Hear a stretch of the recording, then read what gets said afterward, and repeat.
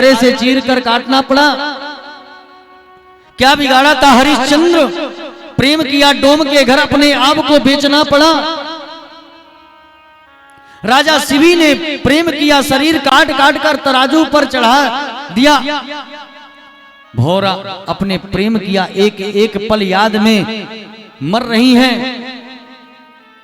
उद्धव समझ गए कि ये कोई साधारण गोपियां नहीं हैं, ये तो जानती हैं कि नारायण ही कृष्ण हैं, नारायण ही वामन हैं। समझ गए उद्धव, सब ज्ञान उनका निकल गया गोपियों के सामने। तुरंत दूसरी गोपी हाथ जोड़कर बोली, भंवर, हमने जो भी तुमसे कहा तुम मथुरा में कृष्ण से मत कहना, क्योंकि उनका स्मरण ही तो हमारे जीवन का आधार है। और इन बातों को सुनकर वो जरा भी दुखित हो गए, तो यही तो हमारे लिए मृत्यु का समान है। तुम तो केवल इतना बताओ कन्हैया ठीक है कि नहीं, कृष्ण आनंद से हैं कि नहीं, हमारी याद करते हैं कि नहीं। यदि एक बार वो हमें स्मरण कर लेवे तो ये मैं समझूंगी कि मुझे सब कुछ प्राप्त हो गया। उद्धव जी ने देखा और आकर कहा, देवियों, आप समस्त देवियों को मैं नमस्कार करता हूं, आपके चरणों की धूल अपने माथे पर लगाता हूं। मैं आपसे एक निवेदन करना चाहता हूं गोपियों, केवल इतना कहना चाहता हूं कि जिस कृष्ण को प्रीतम मानकर आप पूज रही हैं, वो कृष्ण साक्षात परब्रह्म परमात्मा है।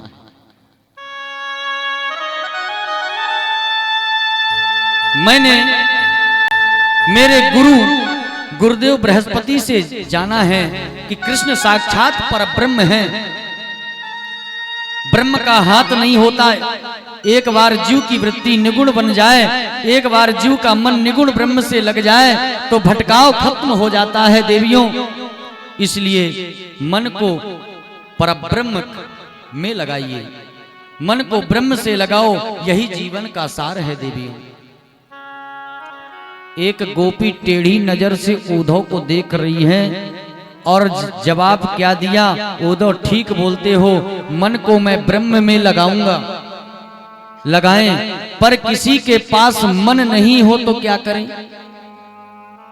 उद्धव ने कहा कि मतलब, कहने का मतलब क्या है?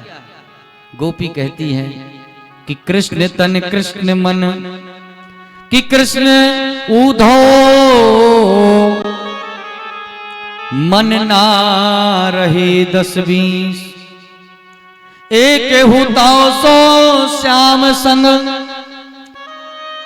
अब को आराधे ईश। उद्धव मन ना रहे 10-20। मन तो एक ही है, मन तो एक होता है, और उस एक मन को तो मेरे कन्हैया चुरा कर मथुरा लेकर चले गए, तो मैं कौन से मन को, कौन से ब्रह्म को लगाऊं? तुम तो सखा श्याम सुंदर के सकल योग के ईश, उद्धव मन ना रहे 10-20। तुम तो कृष्ण के सखा हो, हमारी बात सुन लो, हम किसी ब्रह्म को नहीं जानती। कि कृष्ण तन कृष्ण मन, कृष्ण ही हमारो धन, आठो या मैं उद्धव हमें कृष्ण ही सो काम है। सिवाय कृष्ण के हम और किसी को नहीं जानती, और तुम कहते हो निगुण ब्रह्म होते हैं। मेरे ख्याल से तुम भी ब्रह्म को नहीं जानते। देखो ग्वालिन गोपियां उद्धव को जवाब दे रही हैं। अरे उद्धव, निगुण का अर्थ होता है जिसमें प्रतीक गुण नहीं हो। निगुण का मतलब यही है, जो प्रकृति का गुण न हो। और सगुण का अर्थ होता है जिसमें दिव्य गुण विद्यमान हो। मेरे कृष्ण को निगुण इसलिए कहते हैं कि उसमें संसार के गुण नहीं हैं, और सगुण वे इसलिए हैं कि उसमें दिव्य गुण विद्यमान है। तो तुम कहते हो उसमें उसके पैर नहीं होते, हाथ नहीं होते, आंखें नहीं होती, उसके शरीर नहीं होते।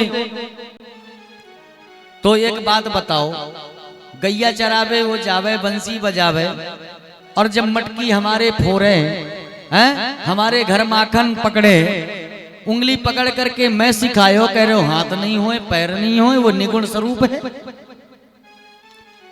गोपियां कहती हैं उद्धव तुम भय बोरे, पाती लेकर आए दौड़े, योग योग जाने यहाँ रोम रोम श्याम है। तुम कहते हो ब्रह्म सब में व्याप्त है, तो तुम कहते हो निगुण ब्रह्म सब में विराजमान है, तो फिर तुम भी ब्रह्म हम भी ब्रह्म, सारा संसार ब्रह्म है। और जब सब कुछ ब्रह्म है तो फिर उपदेश किस लिए, शिक्षा किसके लिए दे रहे हो? तुम समझते हो हम रोती हैं कृष्ण से मिलने के लिए? हम चाहती तो मथुरा ज्यादा दूर नहीं है, हम 10 बार मिलकर आ जाएं, हम सवेरे जाएं और सुबह 3 बार लौटकर आ जाएं। चाहे हमें कृष्ण हृदय से लगाकर पीस डालें, चाहे पैर की ठोकर देकर हमें निकाल दें, जीवन पर्यंत हम कृष्ण से नहीं मिलेंगे।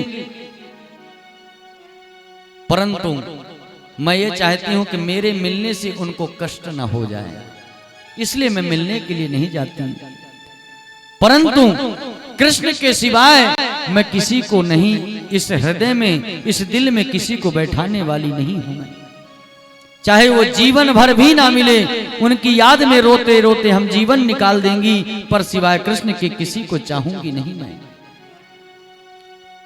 गोपियां रुदन करने लगी, रोते रोते उनके नेत्रों से अश्रुपात की धारा चल उठी। महाराज उद्धव से बताते बताते गोपियों के नेत्रों से बहने वाली अश्रुओं की धारा पनारे के रूप में परिणित हो गई, और वही प्रेम की नदी एक सरोवर के रूप में परिणित हो गया, और वही महासरोवर एक अथाह भाव समुद्र बन गया। महाराज समुद्र रूप में परिणित हो गया, और उस भाव में, भाव के समुद्र में उद्धव जैसे ज्ञानी ने ऐसा गोता लगाया, ऐसा गोता लगाया कि महाराज 7 महीने उस समुद्र से निकल ही नहीं पाए।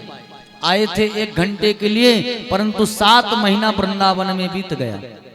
उनको शरीर को शुद्ध खबर खत्म, मैं कहां हूं। गोपियों के ये भाव में, ब्रजमंडलों के भाव में 7 महीने के बाद उद्धव को शरीर का होश आया, तो अपने आप को गोपियों के चरण को स्पर्श नहीं किए, उनके चरणों की धूली के कण को मस्तक पर लगाकर प्रणाम करे, और उद्धव प्रणाम करके गोपियों की मथुरा की ओर प्रस्थान कर गए। और जब मथुरा में उद्धव गए तो भगवान कहते हैं उद्धव को, आइए ज्ञानी जी।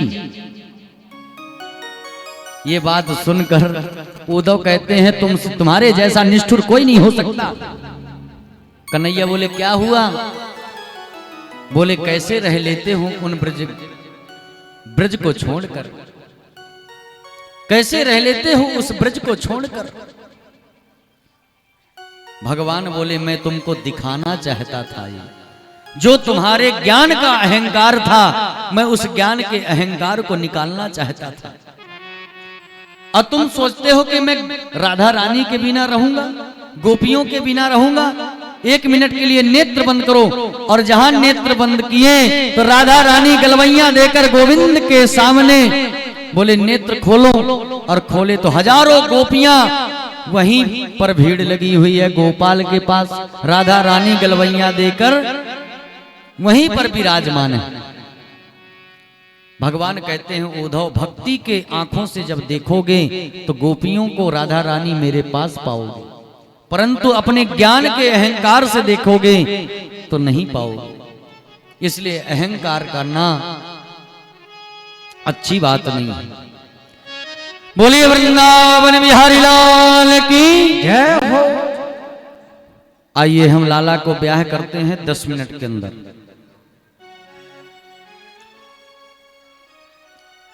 इधर महाराज कंस की 2 पत्नी हैं। भगवान ने कंस को जब मारे तो कंस की पत्नी 2 हैं। कंस की पत्नी जिसका नाम है अस्ति और प्राप्ति। कंस कहते हैं अभिमान को, और अभिमान की पत्नी 2 हैं अस्ति और प्राप्ति।